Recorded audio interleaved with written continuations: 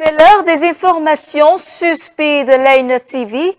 Mesdames et messieurs, bonsoir et bienvenue dans ce journal. Au sommet, le Bénin a abrité la toute première édition des Journées nationales de l'inclusion financière ce jeudi, organisée au Palais des Congrès. L'événement a réuni institutions financières, experts consommateurs et autorités publiques. Le compte rendu dans un instant. Les membres du gouvernement se sont réunis ce mercredi pour le traditionnel séance hebdomadaire. Plusieurs décisions ont été prises au cours du Conseil des ministres. Les précisions du porte-parole du gouvernement dans ce journal. Au cœur de l'actualité internationale, le président congolais Félix Tshisekedi a lancé un appel à son homologue Paul Kagame pour mettre fin aux tensions entre les deux pays et à œuvrer ensemble pour la paix.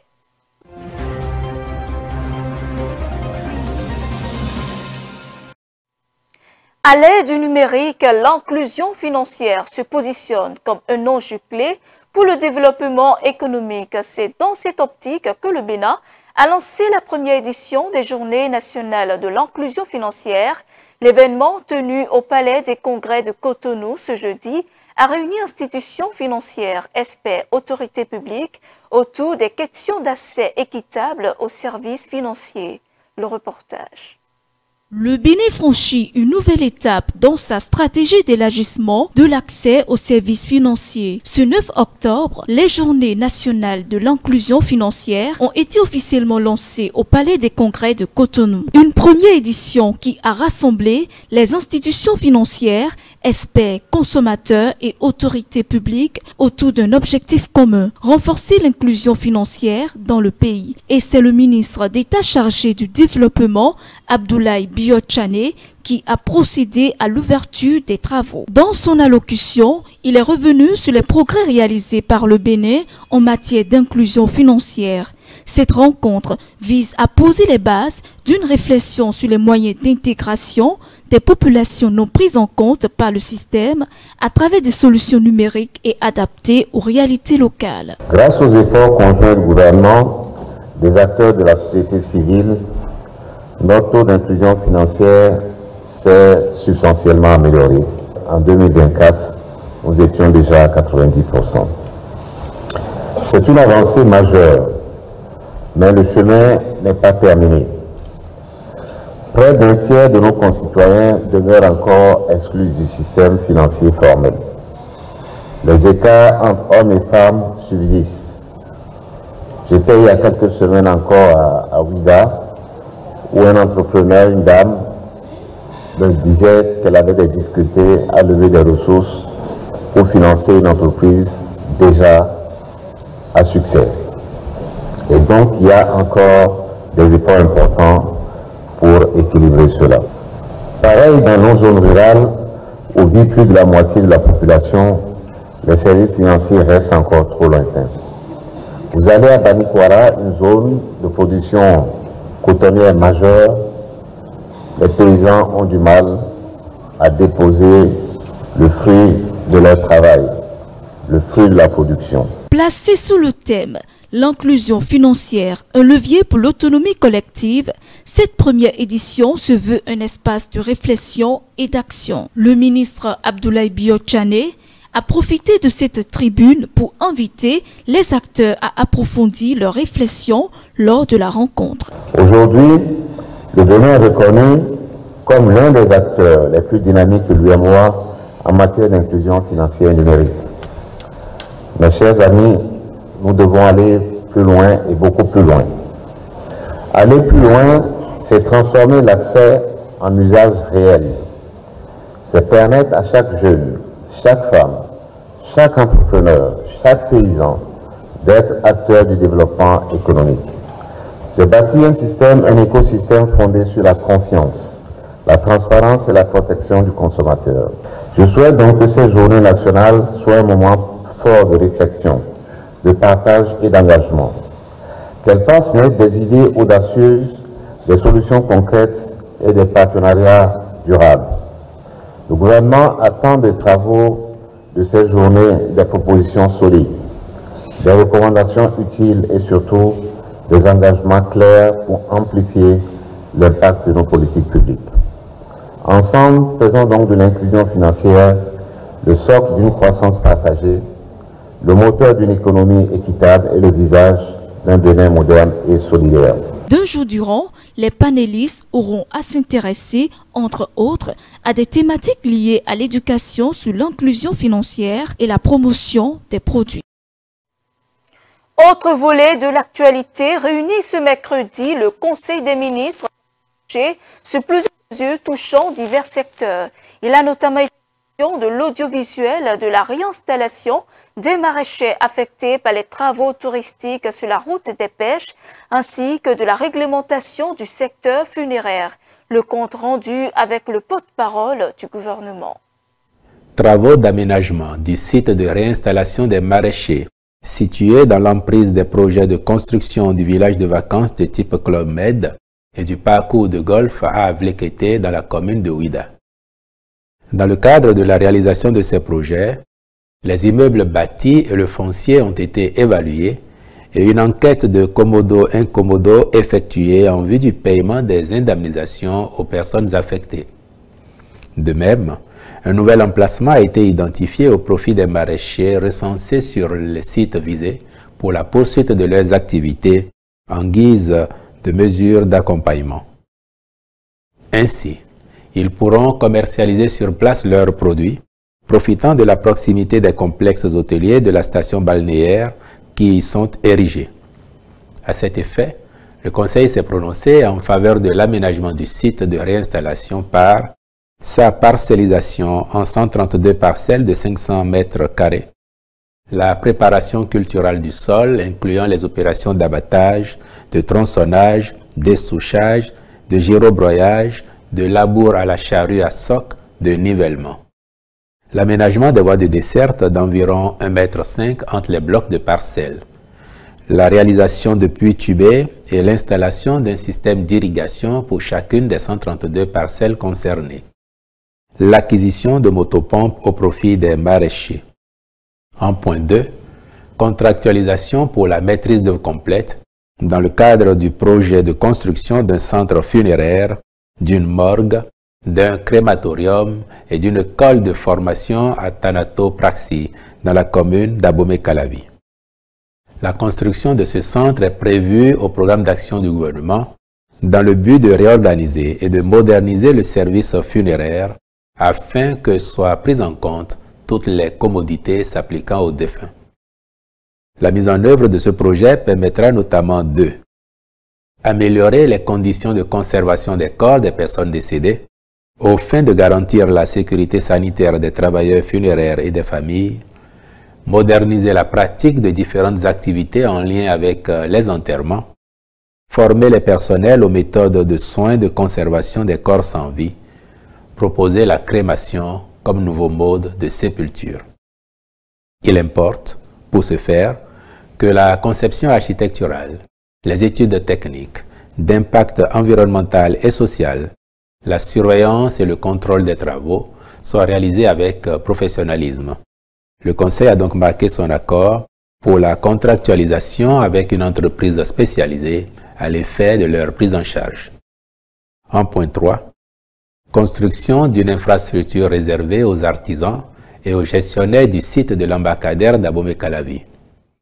L'état d'avancement des travaux du projet de rénovation de l'embarcadère d'Abomey-Calavi exige que le bureau du gestionnaire et l'espace dédié aux artisans, au lieu d'être réfectionnés, soient entièrement reconstruits en conformité avec le concept architectural des autres ouvrages projetés. Au terme des consultations menées dans ce cadre, le Conseil a décidé de la contractualisation avec une entreprise qualifiée. En point 4, exécution de diverses prestations dans le cadre de l'opérationnalisation et du lancement de la chaîne publique Bénin TV à l'AFIA. En vue du démarrage effectif de la dite chaîne de télévision publique, dédiée exclusivement aux langues nationales, le Conseil a autorisé la contractualisation avec des entreprises spécialisées, notamment pour l'acquisition des droits de diffusion d'une série internationale, le doublage des séries acquises et produites dans les 7 langues d'édition de la chaîne, la production d'une série inédite. Le ministre du Numérique et de la Digitalisation prendra les dispositions nécessaires à la bonne exécution des prestations sollicitées. Dans un tout autre registre, à présent, pratique traditionnelle pour certains, intervention médicale pour d'autres, la circoncision suscite de nombreux débats quant à son lieu de réalisation. Entre sécurité, hygiène et respect des traditions, quel choix privilégié pour garantir le bien-être des enfants? Élément de réponse dans ce reportage. La circoncision est considérée comme l'une des procédures chirurgicales les plus anciennes. Cette pratique datant de l'Antiquité représentait une marque d'appartenance dans la communauté juive. La circoncision est profondément ancrée dans la culture béninoise et joue un rôle central dans la définition de l'identité masculine. Le bien fondé de ce geste, c'est qu'en général, ça permet en fait d'éviter les infections, certaines infections. Ça limite l'exposition à certaines infections. Donc c'est un bien fondé qui est vraiment majeur. D'ailleurs pour nous, il arrive que certains enfants, déjà à la naissance, on décide de leur faire la circoncision parce que ce sont des enfants qui sont à risque de faire des infections urinaires à répétition. Et on décide donc de leur faire la circoncision le plus tôt que possible pour éviter que ces infections ne surviennent et détruisent leurs reins. Donc sûrement que les anciens avaient déjà vu ces infections-là se répéter chez certains enfants qui peuvent aller jusqu'à la mort. La circoncision tient compte de plusieurs facteurs, la santé, l'âge et les préférences individuelles. Dans de nombreuses cultures et religions, elle est pratiquée en fonction de l'âge. Donc l'âge pour circoncire l'enfant varie donc en fonction de la pathologie devant laquelle on se trouve. Si c'est les circoncisions rituelles habituelles, pour des raisons socio-culturelles comme c'est chez nous, nous conseillons en général que la circoncision soit effectuée à l'âge de 6 mois.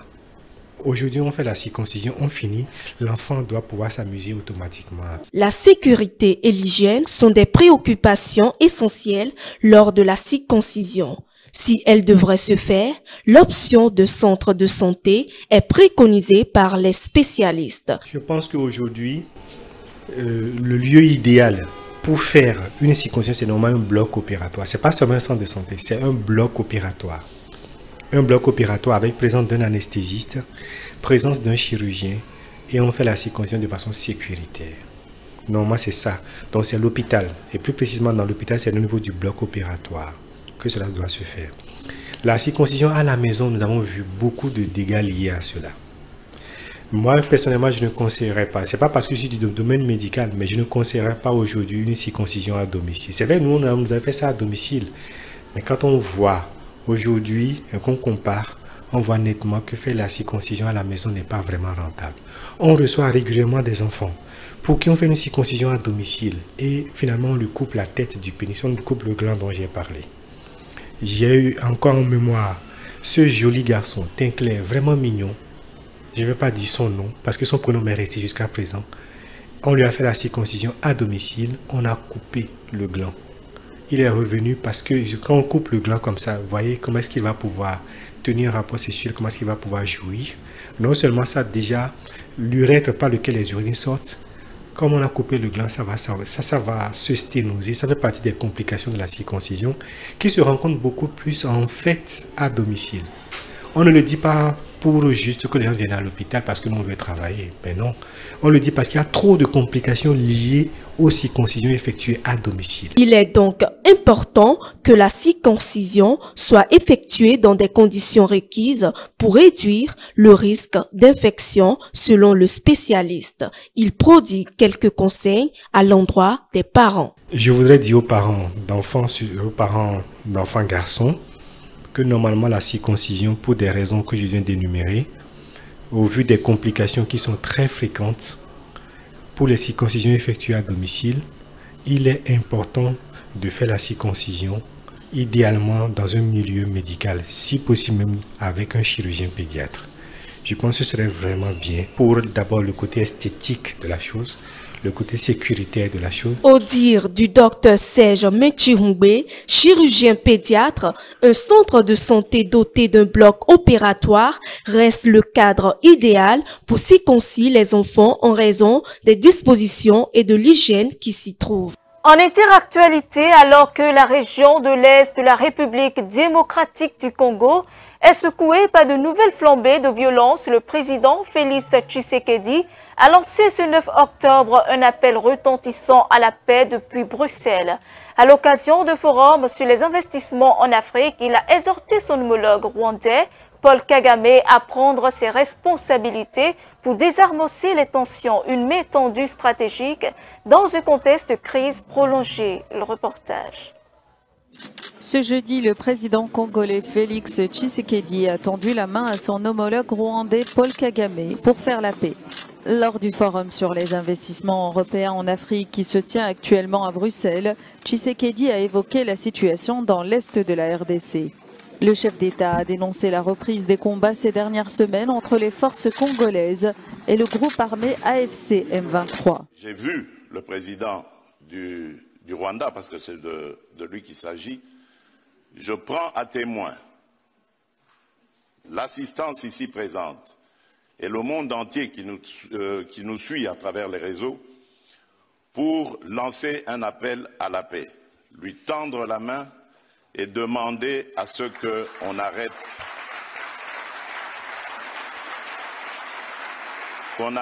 cette escalade. Cela demande que vous donniez l'ordre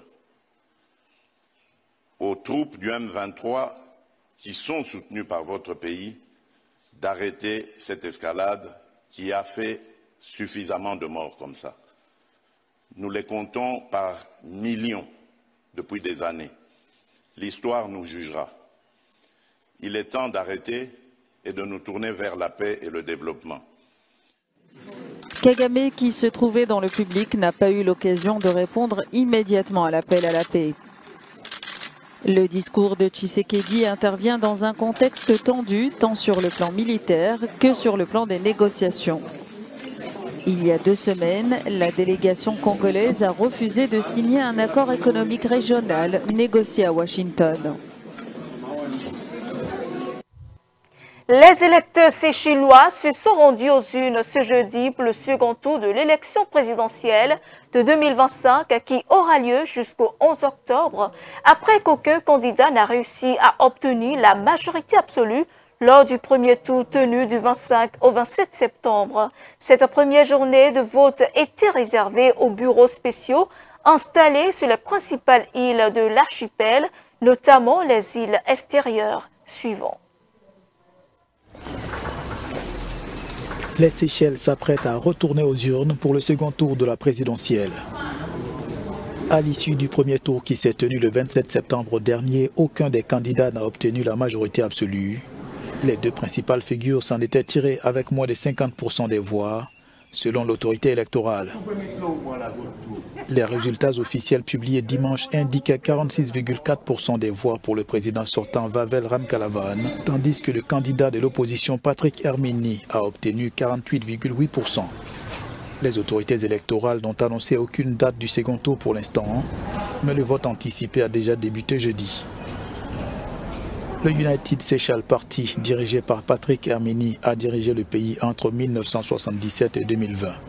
Afin d'empêcher le retour au pouvoir de l'Union des Seychelles, le président Ramkalawan brigue un second mandat à la tête du pays. Son parti, l'Union démocratique seychelloise, promet la reprise économique, le développement social et la durabilité environnementale.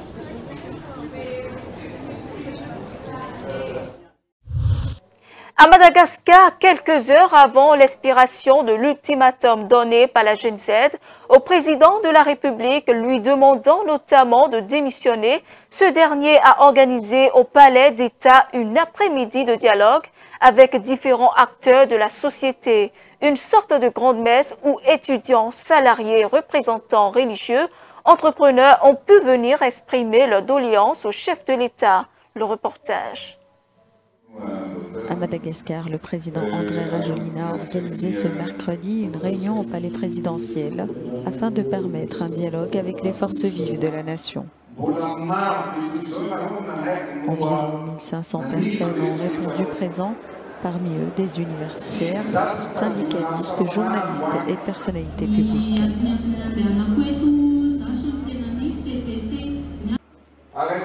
Je le jure devant Dieu.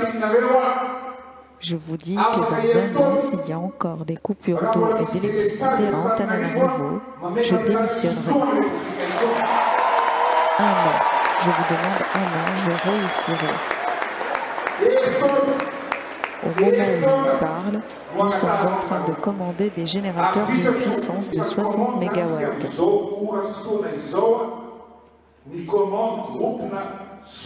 Qui arriveront ici dans 2 mois au maximum. Nous les transporterons même par avion s'il le faut, pour qu'il n'y ait plus de coupures ici à Antananarivo et dans tout Madagascar.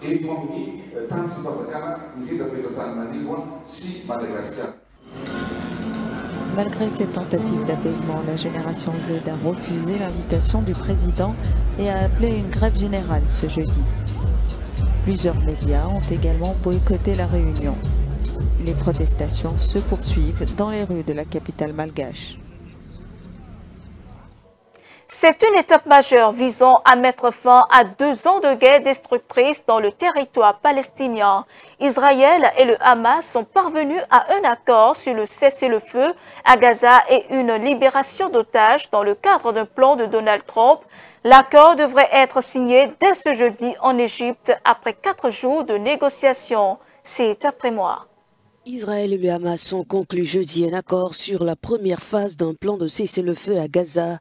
Selon le président américain, tous les otages israéliens encore vivants seront libérés très prochainement et Israël retirera ses troupes de Gaza jusqu'à une ligne convenue. Une annonce accueillie avec joie du côté de Tel Aviv. Je ne peux pas expliquer ce que je ressens, c'est fou. Que vais-je lui dire? Que vais-je faire? Je vais le serrer dans mes bras, l'embrasser et lui dire que je l'aime, c'est tout. Je veux voir ses yeux plongés dans les miens. Je veux le voir serrer Shani et Nathalie dans ses bras. Le Qatar, médiateur clé dans les pourparlers menés à Sharm el-Sheikh en Égypte, a confirmé l'accord, affirmant qu'un consensus a été trouvé sur les mécanismes de cette première phase. Malgré cette avancée diplomatique, les bombardements israéliens se sont poursuivis à Gaza selon la défense civile de l'enclave. C'est sûr, c'est un sentiment de joie. Nous sommes en guerre et nous souffrons depuis 2 ans. Dès que nous avons appris la nouvelle, nous n'y avons pas cru. Nous avons dû demander confirmation. Maintenant, nous attendons qu'elle se concrétise, que cette guerre, ces souffrances, ce nettoyage ethnique prennent fin. L'armée israélienne annonce de son côté avoir commencé les préparatifs opérationnels en vue de l'application de l'accord. Le cabinet israélien doit encore voter. Après cela, on aura un calendrier plus clair. Mais beaucoup d'incertitudes demeurent. Le Hamas déposera-t-il les armes? Qui gouvernera Gaza? Ce sont des questions cruciales. Malgré cela, il s'agit d'une avancée majeure après 2 ans de guerre. La signature de l'accord doit avoir lieu ce jeudi. Le président égyptien Abdel Fattah el-Sisi a invité Donald Trump à assister à sa signature. Et c'est la fin de ce journal. Merci de nous avoir suivis. Suivez-nous en continu sur speedlinetv.bg/live et sur nos différents canaux digitaux Facebook et YouTube.